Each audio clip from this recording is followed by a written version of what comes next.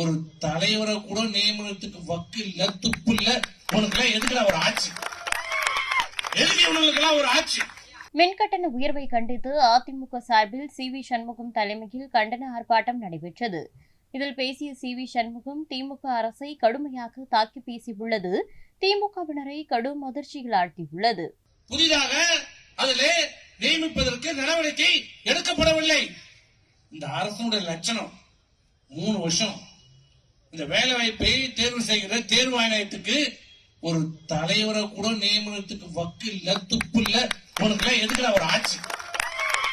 எதுக்கு இவனுக்கெல்லாம் ஒரு ஆட்சி?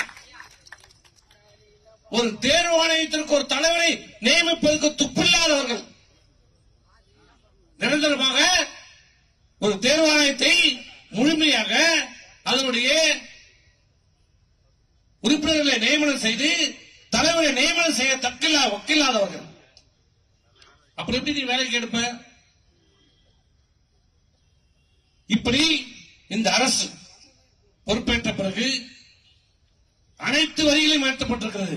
வீட்டு வரி உயர்த்தப்பட்டிருக்கிறது, சொத்து வரி உயர்த்தப்பட்டிருக்கிறது, நிலவரி உயர்த்தப்பட்டிருக்கிறது, பால் விலை உயர்த்தப்பட்டிருக்கிறது, பஸ் கட்டணம் உயர்த்தப்பட்டிருக்கிறது, மறைமுகமாக மின்சார கட்டணம் 3வது முறையாக இன்றைக்கு உயர்த்தப்பட்டிருக்கிறது.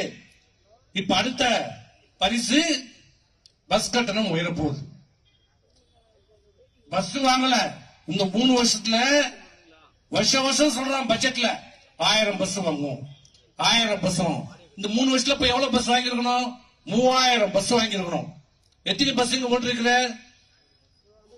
இல்ல. இதுதான் திமுக அரசுடைய லட்சணம். செய்திகளை உள்ளது உள்ளபடி தெரிந்து கொள்ள ரெஃப்ளெக்ட் நியூஸை சப்ஸ்கிரைப் பண்ணுங்க.